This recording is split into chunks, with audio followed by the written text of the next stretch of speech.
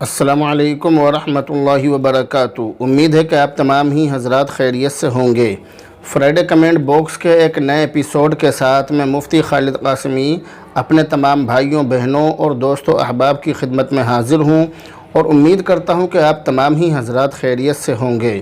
بہت ہی افسوس کا مقام یہ ہے کہ ہمارے جو بہنوئی صاحب ہیں ان کے والد محترم انتقال فرما گئے ہیں۔ آپ اللہ رب العزت سے دعا کریں کہ اللہ رب العزت ان کی مغفرت فرمائے اور ان کے جو پسماندگان ہیں، ملنے جلنے والے ہیں یا رشتہ دار ہیں، جو بھی ہیں، اللہ تعالیٰ ان سب کو صبر جمیل عطا فرمائے۔ آپ تمام پریشان حال لوگوں کے لیے اور بیماروں کے لیے دعا کریں کہ اللہ رب العزت پریشان حال کی پریشانیاں دور فرمائے اور بیماروں کو شفا نصیب فرمائے۔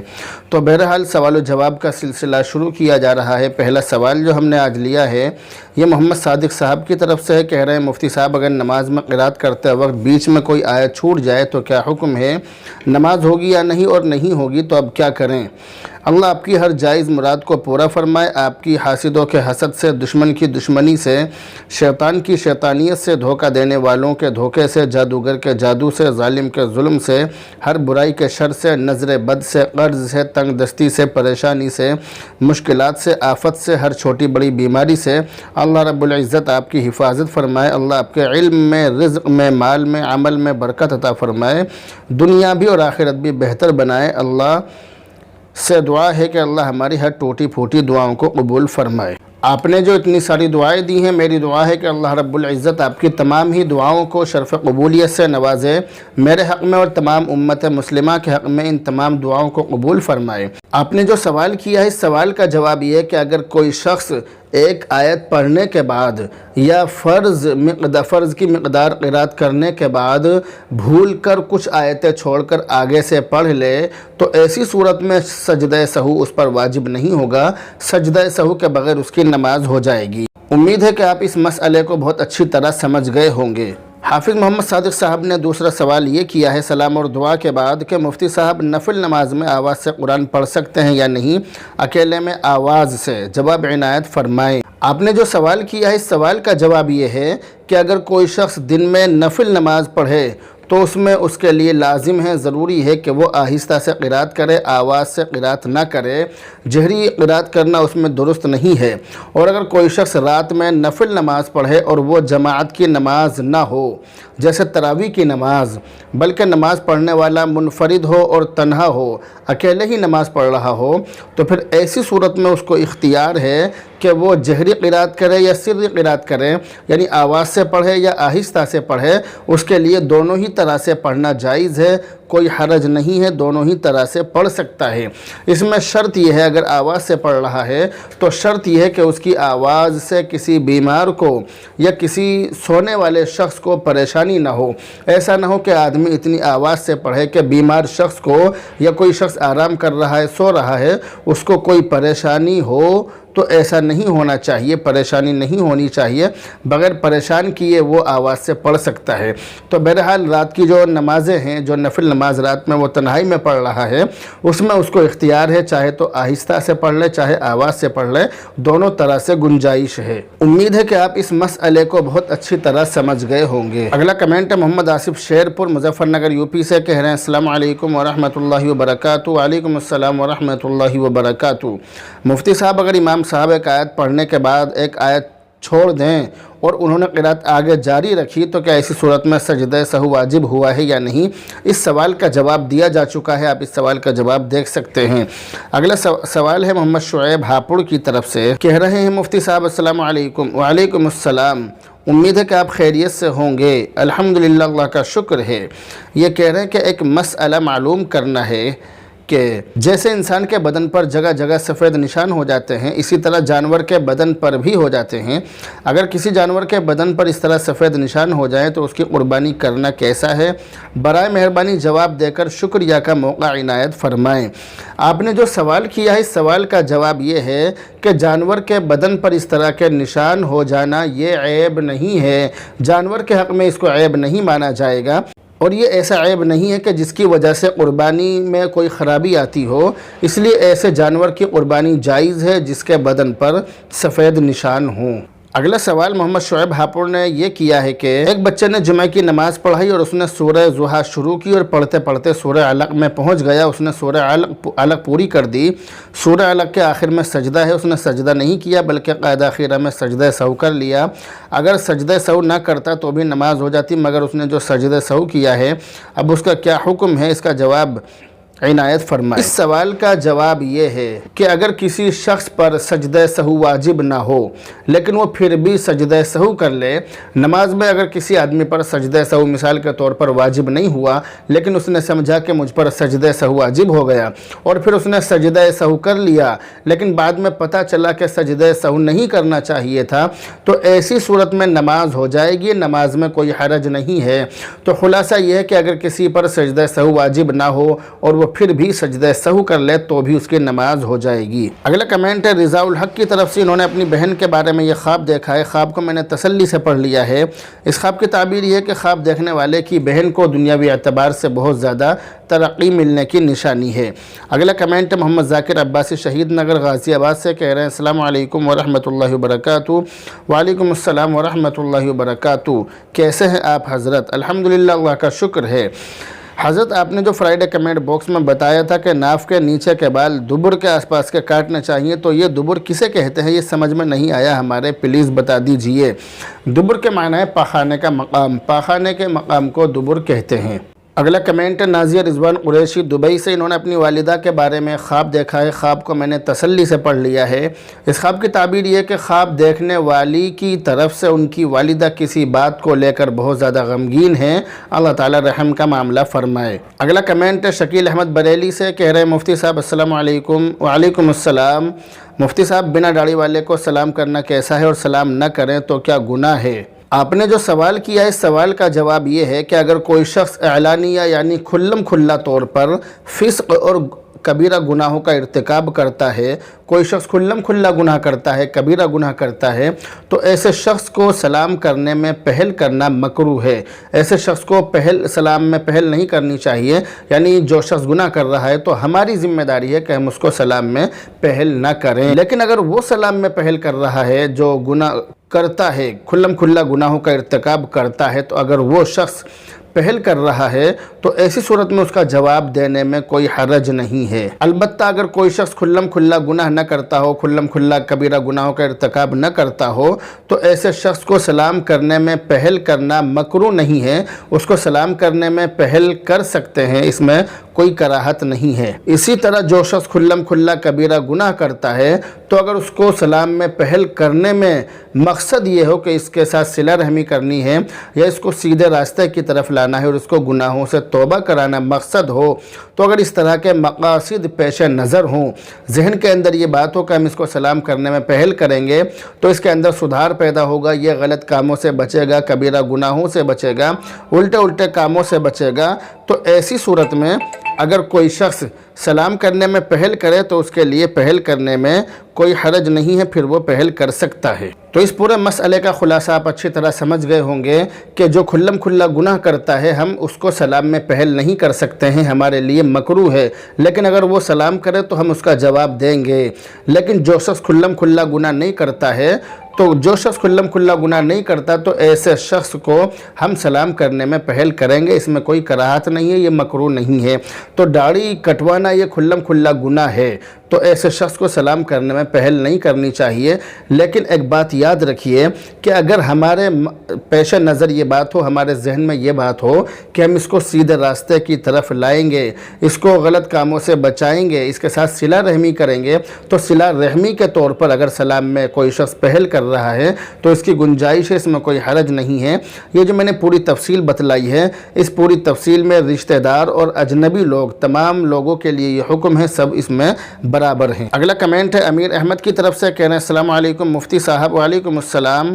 مفتی صاحب میرے بھتیجے کے اوپر لینٹر گر گیا تھا جس کی وجہ سے اس کے پیروں میں چوٹ زیادہ آئی ہے. اس کا آپریشن چل رہا ہے، آپ سے دعا کی گزارش ہے. عروش نام ہے اس کا. میری دعا ہے کہ اللہ رب العزت آپ کے اس بھتیجے کو شفائے کاملہ عاجلہ مستمرہ دائمہ نصیب فرمائے، اور میری دعا یہ ہے کہ اس کا جو آپریشن چل رہا ہے، جو اس کا آپریشن ہو رہا ہے، اللہ رب العزت اس میں اس کو کامیابی نصیب فرمائے۔ میری دعا ہے کہ اللہ رب العزت اس پریشانی کو دور فرمائے، اور جتنے بھی لوگ پریشانیوں میں گرفتار ہیں، مصیبتوں میں پھنسے ہوئے ہیں، اللہ تعالیٰ تمام ہی لوگوں کو شفا نصیب فرمائے، ان کی پریشانیاں دور فرمائے۔ اگلا کمنٹ محمد سمیر خان راجستھان سے کہہ رہے ہیں فرض نماز کی قضا پڑھ سکتے ہیں کیا؟ فرض نماز کی قضا پڑھ سکتے ہیں یا نہیں، آپ نے سوال کیا ہے، تو اس کا جواب یہ ہے کہ فرض نماز کی قضا پڑھنی چاہیے، پڑھنی ضروری ہے۔ جو نمازیں ہم نے قضا کر دی ہیں، ہم سے چھوٹ گئی ہیں، ان تمام نمازوں کی قضا کرنا ہمارے لیے ضروری ہے، ورنہ قیامت کے دن ہمارا حساب کتاب ہوگا اور ہمیں اس کا جواب دینا ہوگا۔ اگلا کمنٹ ہے حافظ محمد سراج امام نورانی مسجد، کہہ رہے ہیں السلام علیکم ورحمۃ اللہ وبرکاتہ۔ وعلیکم السلام ورحمۃ اللہ وبرکاتہ۔ حضرت بعد سلام، عرض یہ ہے کہ میں ایک مسئلے میں بہت پریشان ہوں، آپ سے دعاؤں کی خاص درخواست ہے، اللہ تعالیٰ میرے اس مسئلے کو حل فرما دے، میری زندگی کا سوال ہے۔ میری دعا ہے کہ اللہ رب العزت آپ کی اس پریشانی کو دور فرمائے۔ یہ جو پریشانی جو آپ کے سامنے آئی ہے، اللہ تعالیٰ آپ کو اس پریشانی سے محفوظ فرمائے، اور اس کے اندر جو شرور و فتن ہے، تمام شرور و فتن سے محفوظ فرمائے۔ اللہ تعالیٰ آپ کو بھلائیاں نصیب فرمائے، دنیا اور آخرت کی تمام بھلائیوں سے آپ کو ہمکنار فرمائے، اور دنیا اور آخرت کی تمام بھلائیاں آپ کو نصیب فرمائے۔ اگلا کمنٹ ہے حافظ تبارک رحمانی کی طرف سے، کہہ رہے ہیں السلام علیکم ورحمۃ اللہ وبرکاتہ۔ وعلیکم السلام ورحمۃ اللہ وبرکاتہ۔ مفتی صاحب، زید نے ظہر کی نماز میں 5 رکعت پڑھائی، مقتدی حضرات نے کہا کہ 5 رکعت ہوئی ہے، تو زید نے دوبارہ نماز پڑھائی، دوسری نماز میں جو لوگ شامل ہوئے ان کی نماز ہوئی یا نہیں؟ جواب مرحمت فرمائے، عین کرم ہوگا۔ آپ نے جو سوال کیا ہے، اس سوال کا جواب یہ ہے کہ آپ کو اس نماز کی تفصیل میرے پاس بھیجنی پڑے گی کہ آپ نے قاعدہ اخیرہ کیا ہے یا نہیں۔ قاعدہ اخیرہ کیا ہے یا نہیں تو اس کے بعد ہی اس کا جواب دیا جائے گا۔ لیکن 4 رکعت والی نماز میں 5 رکعت ہونے کے سلسلے میں حکم یہ ہے کہ اگر امام غلطی سے 5ویں رکعت کے لیے کھڑا ہو جاتا ہے تو امام کو چاہیے کہ قاعدہ اخیرہ کی طرف لوٹ آئے اور سجدہ سہو کر کے نماز پوری کر لے۔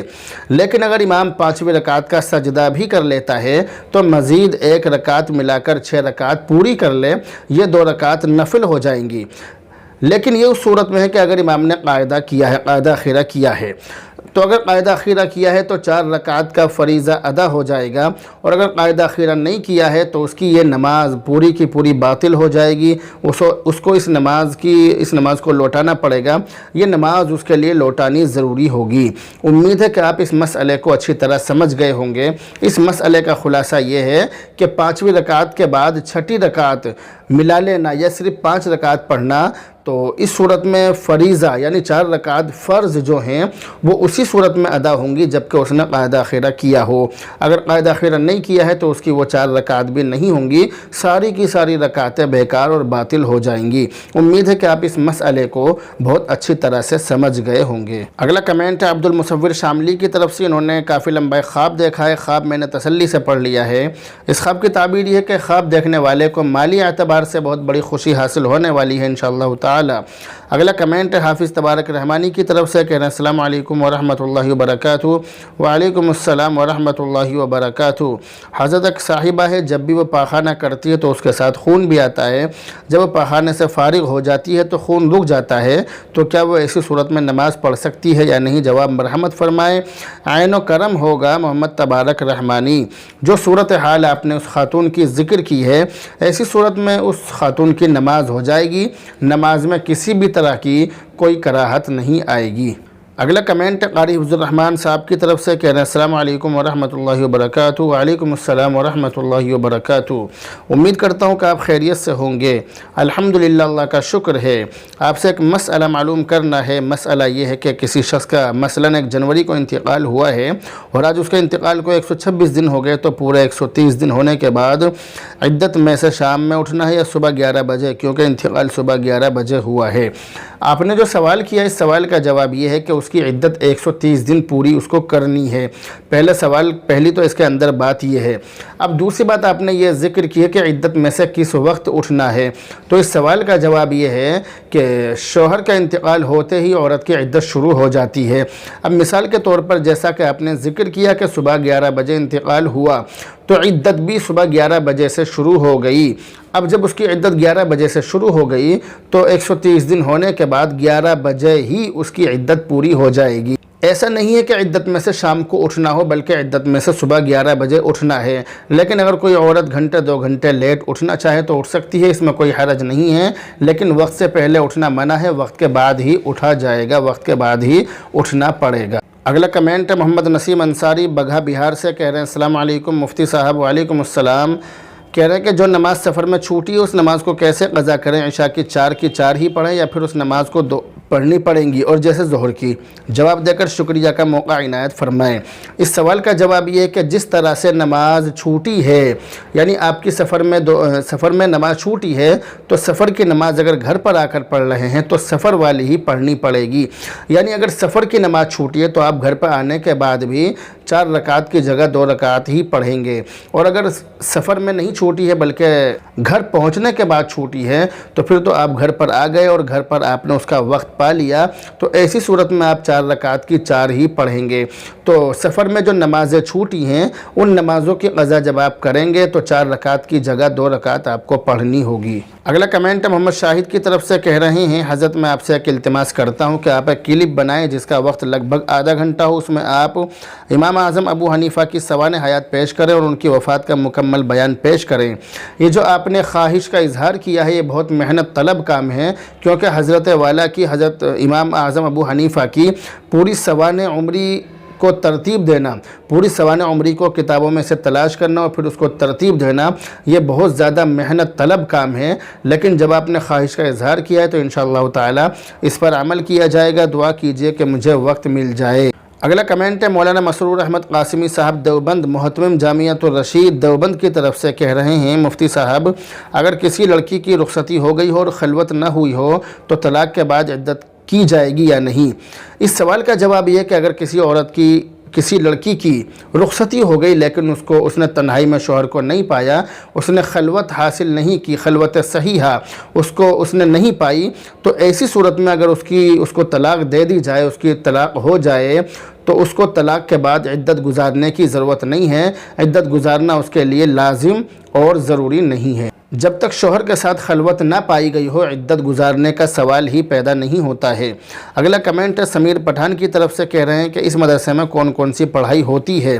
انہوں نے جو کمنٹ کیا ہے وہ جامعہ عربیہ گلزار حسینیہ اجراڑے کی جو ویڈیو ہمارے چینل پر اپلوڈ کی گئی تھی اس ویڈیو کے بارے میں، اس ویڈیو میں جو مدرسہ جامعہ عربیہ گلزار حسینیہ کے بارے میں انہوں نے سوال کیا کہ اس مدرسے میں کون کون سی پڑھائی ہوتی ہے، تو اس مدرسے میں نورانی قاعدے سے لے کر افتاء تک کی پڑھائی ہوتی ہے، یعنی اگر بچہ وہاں داخل ہو تو نورانی قاعدے سے لے کر وہ مفتی بننے تک وہاں پر تعلیم حاصل کر سکتا ہے، وہاں پر پوری پڑھائی وہ حاصل کر سکتا ہے۔ اس کے علاوہ وہ وہاں چاہے تو کمپیوٹر کی تعلیم بھی حاصل کر سکتا ہے، اسی طرح درجہ پرائمری میں بھی وہ 8ویں تک کی تعلیم حاصل کر سکتا ہے، اور اسی طرح سلائی سینٹر اور اس کے علاوہ اور بھی وہاں پر شعبے ہیں کہ جن میں انسان ترقی حاصل کر سکتا ہے۔ اگلا کمنٹ ہے مولانا دلشاد الحسینی کی طرف سے، کہہ رہے ہیں مفتی صاحب السلام علیکم۔ وعلیکم السلام۔ مفتی صاحب ایک شخص کا انتقال 3 جنوری 2022 کو مغرب کی نماز کے وقت ہوا، اب عدت کس وقت اور کس تاریخ میں مکمل ہوگی؟ العبد محمد دلشاد الحسینی۔ آپ نے جو سوال کیا اس کا جواب یہ ہے کہ آپ کیلنڈر میں 130 دن گن لیں اور 130 دن گننے کے بعد آپ یہ حساب لگائیں کہ 130 دن کب پورے ہو رہے ہیں۔ جیسے 3 جنوری کو مغرب کی نماز کے وقت کسی کا انتقال ہوا تو 4 جنوری کو مغرب کی نماز کے وقت 1 دن پورا ہو گیا، تو اس طرح سے آپ 1 2 3 4 کر کے دن گن سکتے ہیں۔ میرے پاس اتنا وقت نہیں ہے کہ میں اس طرح سے گن کر آپ کو بتاؤں، میں اس کے لیے آپ سے معذرت چاہتا ہوں، لیکن بہرحال میں نے آپ کو بتلا دیا کہ آپ اس طرح سے 130 دن گن لیں۔ اس کے بعد آپ نے دوسرا سوال یہ کیا کہ عدت کس وقت پوری ہوگی، تو 130 دن پورے گننے کے بعد 130 دن جس دن پورے ہو جائیں اس دن مغرب کے وقت، یعنی جس وقت اس کا انتقال ہوا اس شخص کا، تو اس وقت اس کی عدت پوری ہو جائے گی۔ اگلا کمنٹ ہے محمد امتیاز کی طرف سے، کہہ رہے ہیں ماشاءاللہ بہت خوب مفتی صاحب، شکریہ جزاک اللہ خیرہ۔ اگلا کمنٹ ہے اکشے شرما کی طرف سے، کہہ رہے ہیں کہ پریگنینسی میں کلونجی کھا سکتے ہیں کیا؟ یعنی حمل کی حالت میں کلونجی کھانا کیسا ہے، یہ انہوں نے سوال کیا، تو اس کا جواب یہ ہے کہ حمل کی حالت میں کلونجی کھانا یہ بہتر نہیں ہے، یہ صحت کے لیے نقصان دہ ثابت ہو سکتی ہے۔ اگلا کمنٹ ہے امیر الدین شیخ امیر کی طرف سے، کہہ رہے ہیں کہ کلونجی آپ بھیج سکتے ہیں کیا؟ جی ہاں بالکل، میں آپ کے پاس کلونجی بھیج سکتا ہوں۔ آپ مجھے اپنا ایڈریس اور اپنا نام وغیرہ سینڈ کر دیجئے، میرے واٹس ایپ نمبر پر سینڈ کر دیجئے، تو میں انشاءاللہ تعالی آپ کے پاس کلونجی بھیج دوں گا۔ اگلا کمنٹ ہے افشا خاتون کی طرف سے، کہہ رہی ہیں مفتی صاحب ایک لڑکے نے اپنی بیوی کو 3 طلاق دے دی اور بیوی پیٹ سے ہے، کیا ایسی صورت میں طلاق ہو جائے گی؟ آپ نے جو سوال کیا ہے کہ بیوی پیٹ سے ہے یعنی حمل سے ہے اور ایسی حالت میں اس کے شوہر نے اس کو طلاق دے دی تو کیا طلاق ہو جائے گی؟ اور جیسا کہ ہمارے یہاں پر عوام میں مشہور ہے کہ حمل کی حالت میں عورت کو طلاق نہیں ہوتی ہے، تو ایسا نہیں ہے، حمل کی حالت میں عورت کو طلاق ہو جاتی ہے، لیکن اس میں تھوڑا سا فرق یہ ہے کہ عدت میں تھوڑا سا فرق ہے۔ یعنی اگر حمل سے عورت نہ ہو، اگر عورت حمل سے نہ ہو تو ایسی صورت میں تو اس کی عدت 3 حیض ہوگی، 3 بار ماہواری اس کو ہو جائے تو اس کی عدت پوری ہو جائے گی۔ لیکن اگر عورت حمل سے ہو تو پھر اس کی عدت وضع حمل ہے، حتی یضعن حملہن، یہاں تک کہ اس کا حمل وضع ہو جائے، اس کے بچہ پیدا ہو جائے، بچے کی پیدائش ہو جائے، تو بچے کی پیدائش ہوتے ہی عدت پوری ہو جائے گی۔ تو خلاصہ کلام یہ ہے کہ پیٹ میں بچہ ہونے کی حالت میں اگر کسی عورت کو طلاق دے دی جائے تو اس پر طلاق ہو جائے گی، بس صرف عدت کا فرق ہوگا۔ ایسی صورت میں اس کی عدت وضع حمل ہوگی، بچے کی پیدائش پر اس کی عدت پوری ہو جائے گی۔ اب بچے کی پیدائش کبھی بھی ہو جائے، 2 دن بعد ہو جائے یا 2 مہینے بعد، 9 مہینے بعد، 8 مہینے بعد، کبھی بھی ہو اس کی عدت پوری ہو جائے گی۔ اگلا کمنٹ ہے محمد محسن فاروقی کی طرف سے، کہہ رہے ہیں بالوں کی کریم آتی ہے صاف کرنے کی، کیا مرد اس سے بال صاف کر سکتے ہیں، شرمگاہ کے بال؟